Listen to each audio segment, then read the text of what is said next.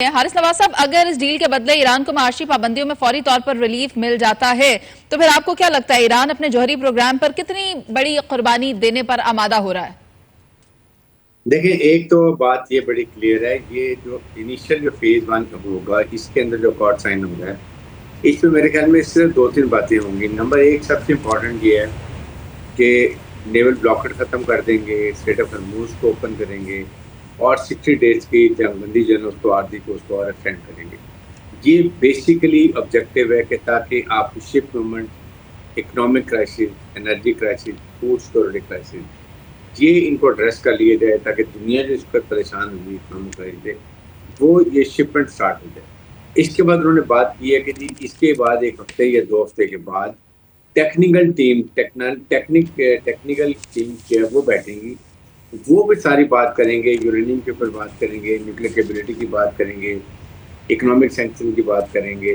اس کے بعد اس کے ایسڈ ریفریز کرنے کی بات کی جائے گی۔ یہ ساری باتیں اس وقت کی جائیں گی اور وہ اٹ ول ٹیک، مجھے لگتا ہے کہ تقریباً 1 مہینہ 30 ڈیز 40 ڈیز پہ لگیں گے۔ ڈیورنگ دس انہوں نے یہ الاؤ کیا کہ ہم ایران کو آئل بیچنے کی اجازت دے دیں گے، ٹیمپری سیکنڈ اٹھائیں گے، لیکن اسٹریٹ آف ہرموز پہ ہم کو ٹیکس نہیں لگانے دیں گے، تاکہ وہ ایک جو ان کا امریکہ کا پوائنٹ تھا، دنیا کا پوائنٹ ہے، اس پہ نہیں ہونا چاہیے۔ تو یہ ایک پازیٹیو چیزیں ہیں۔ ایران نے بھی یہی بات کی کہ ان کو بھی سوٹ کرتا ہے کہ ایٹ لیسٹ نیول بلاکٹ ختم ہو تو آئل فلو جو ہے چائنا کو جا رہا ہے، دوسرے ممالک کو جاتا ہے، گیس جاتی ہے، یہ مڈل ایسٹ کو آئل جو گیس یہ شروع ہو جاتی ہے، پھر جتنا فوڈ سیکورٹی آتی ہے خلیجی ممالک میں وہ نہیں شروع ہو جائے گی، تو ایک جو بہت بڑے اکنامک کرائسس ہو گئے دنیا اس سے نکلنے شروع ہو جائے گی۔ ان دا مین ٹائم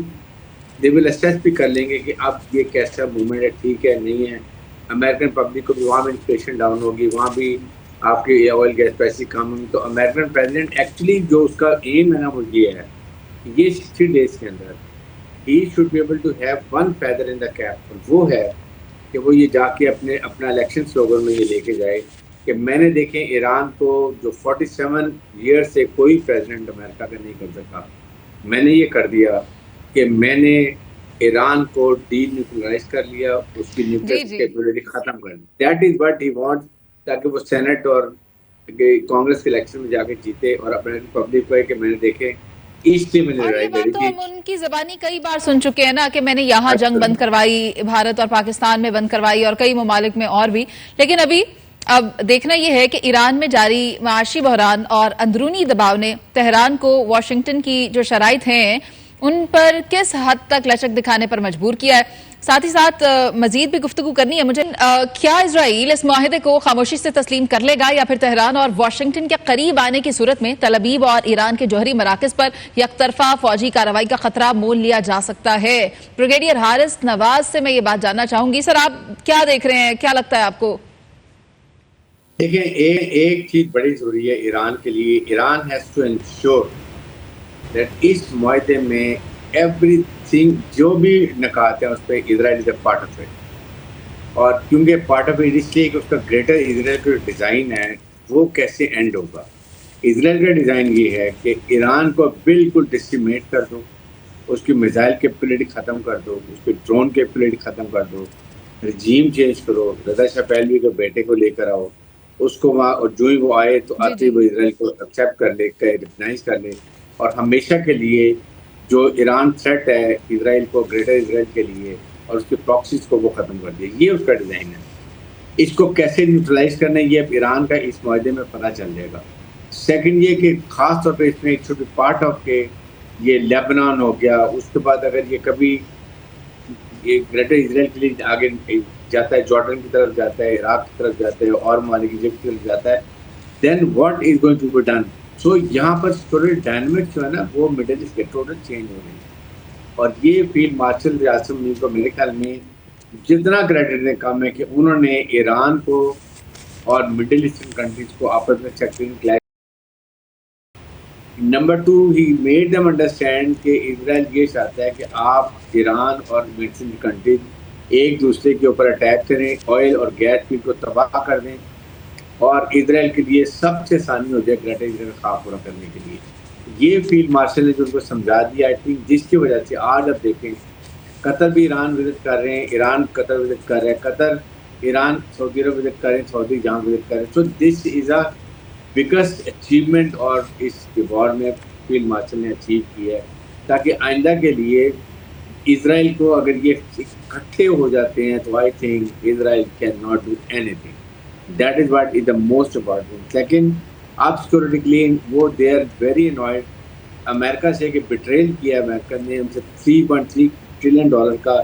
ویپن امریکہ خریدا, آ کے اپنے ایسٹ یہاں پہ لا کے لگا دیے, لیکن جب وقت ہے تو اسرائیل کی سیکورٹی میں چلے گئے, ان کو چھوڑ دیا. اس پہ وہ بہت ناراض ہیں. And now they will look toward, I think یہ جو پاکستان, ترکی, اسلامک ممالک کو بھی اپنی سوچنا چاہیے کہ جب تک اب یہ اسٹرانگ نہیں ہوں گے, کون سی چیز کے ریسورسز ان کے پاس نہیں ہیں,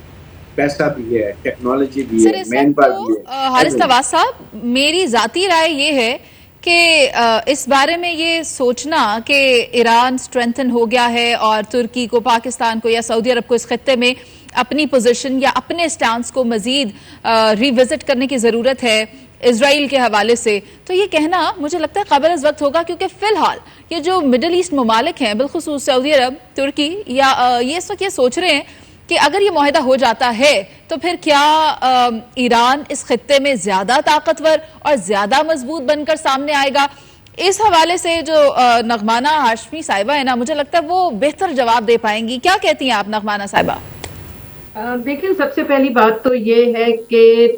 میرے خیال سے جو عربوں کو فائنلی اس میں سمجھ آئی ہے, جو کچھ باتیں تو حارث نواز صاحب نے بتا دی ہیں آپ کو, وہ ان کو بیسیکلی ایک جو مین پوائنٹ ہے وہ یہ سمجھ آ گیا ہے کہ all the time they thought Iran was a bigger threat. They have now realise, کیونکہ اتنا کھل کے اسرائیل سامنے آ گیا ہے کہ بیسکلی گریٹر اسرائیل کا پلان جو ہے, سو اسرائیل از اے میجر تھریٹ. اور اس میں پھر یہ نہیں ہے کہ وہ جارڈن سیریا تک آئے گا. گریٹر اسرائیل کا اگر آپ نقشہ دیکھیں تو اس میں سارے ممالک from the Middle East to the Gulf اس میں شامل ہوتے ہیں. اور اگر آپ اس کو زیادہ تفصیل سے دیکھیں تو جو ابراہیم ایکارڈز ہے وہ تو آپ سمجھے ایکسپٹ یو اے ای, وہ ڈیڈ ہی سمجھے اس کو. اور کل تو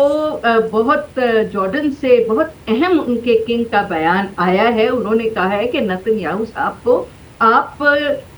جو انٹرنیشنل کرمنل کورٹ ہے اس کو پکڑ کے جیل میں ڈالیں because he is a war criminal. تو اب دیکھیں نقشہ بدلتا جا رہا ہے, اینڈ دے ہیو انڈرسٹوڈ کہ Iran probably was a lesser threat. اور یہ جو ایران تھریٹ بیچا گیا ہے یہ امریکہ نے اور اسرائیل نے مل کے ان کو بیچا ہے اور ان کو مس گائیڈ کیا ہے. سو آئی تھنک یہ ان کو بات سب سے زیادہ سمجھ میں آئی ہے. اور اب جیسے حارث صاحب کہہ رہے تھے, اب تھنکنگ وہی ہے جو 1974 میں اسلامک کانفرنس جب ریوائیو ہوئی ہے, سیکنڈ اس کا اجلاس ہوا ہے, تو اس میں یہی تھا کہ مسلم کنٹریز اپنا بینک بنائیں, ایک دوسرے کے ہاں انویسٹ کریں, ایک دوسرے کو سپورٹ کریں, سائنس اینڈ